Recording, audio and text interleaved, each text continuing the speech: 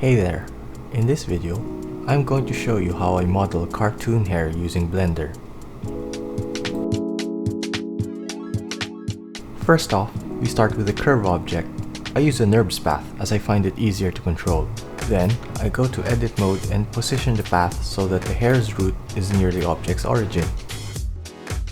Next, I go back to object mode and add another curve object, this time a Bezier circle. This will control the hair strand's bevel.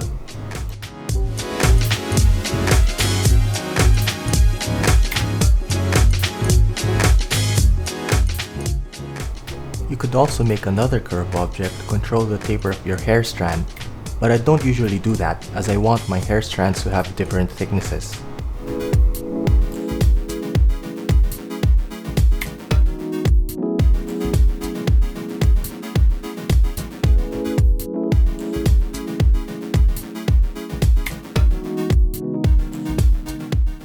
So instead, I adjust the thickness of the hair strands at the control points using Shrink Fatten. Now, it's just a matter of positioning the points in edit mode to make your hair, then positioning the tuft or group of hair strands in object mode.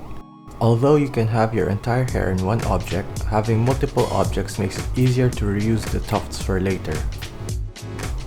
Even if you can go on without this next step, I think it's useful to have a guide object to snap your hair strands to. Just make sure its viewport display is set to wireframe, so it doesn't block your character's head.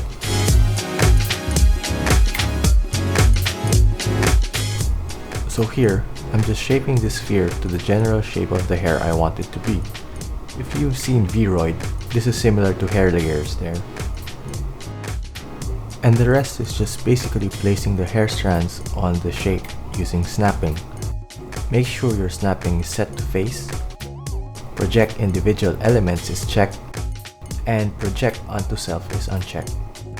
Also, when snapping the control points to the shape, make sure you don't have the root selected. In theory, you could also draw hair strands using grease pencil, but I prefer having manual control of where the control points are so they align with each other.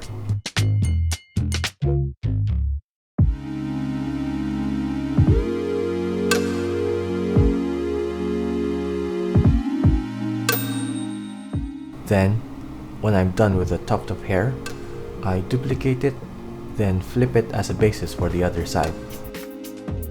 This process just repeats until I've covered the character's head in hair.